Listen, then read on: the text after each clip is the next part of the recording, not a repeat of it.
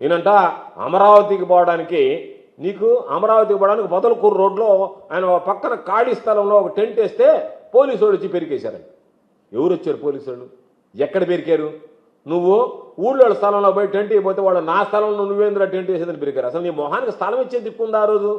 ఎవడు అసలు నువ్వు పోయి అడిగితే ఆమడ దూరానికి లేదు లేదు నువ్వు మా దగ్గర కూడా రాబాకని చెప్పి నేను తరివి కొడతా ఉంటే ఆయన దారిలో పోయే వాళ్ళకి నీకు పోయి ఏం చెప్పాలా? నాకు గతి లేదు, నేను టెంట్ వేసుకోలేకపోయానని చెప్పుకోవడానికి సిగ్గుమాలి.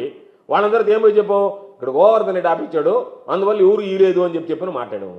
నీకు ఆ శక్తి లేకపోయా, స్తోమత లేకపోయా, స్థాయి లేకపోయా, దాన్ని చెప్పు నాకు శక్తి లేదు, నా బ్రతుకు అట్లాంటిది, నాకు స్థాయి లేదని చెప్పు. నీకు శక్తి స్థాయి స్తోమత లేకుండా ఆ పార్టీలోనంట అమరావతి వాళ్ళందరికీ తీసుకుపోయి రోడ్డు మీద భోంచేశారంట.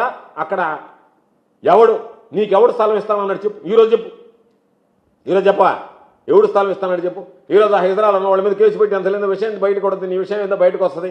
నువ్వేందో చెప్పావు కదా 400 మంది హైదరాబాద్ రౌడీల మీద హైదరాబాద్ మీద కేసు పెట్టి నీ బ్రతుకు బయటకు వస్తుంది. రెడీగా ఇంటిని తప్ప కొన్ని కేసు పెట్టు, ఎందుకంటే నువ్వు తట్టుకోలేవు. నాకు తెలిసి నీకు ఎంత నీచమైనటువంటి బ్రతికైనా ఆ విషయం బయటకు వస్తే నువ్వు తట్టుకోలేవు. ఆయన పెద్ద పోరాటం చేసినట్టుగా అమరావతి కోసం, అమరావతికి ఈయన పాత్ర పెద్దది ఉన్నట్టుగా నిన్ను చూడంగానే నీకు ఇక్కడ స్థలం ఇచ్చేవాళ్ళే లేకుండా వెళ్ళిపోతుంది. నీ మొహం చూస్తేనే కారకుండా వచ్చాయి.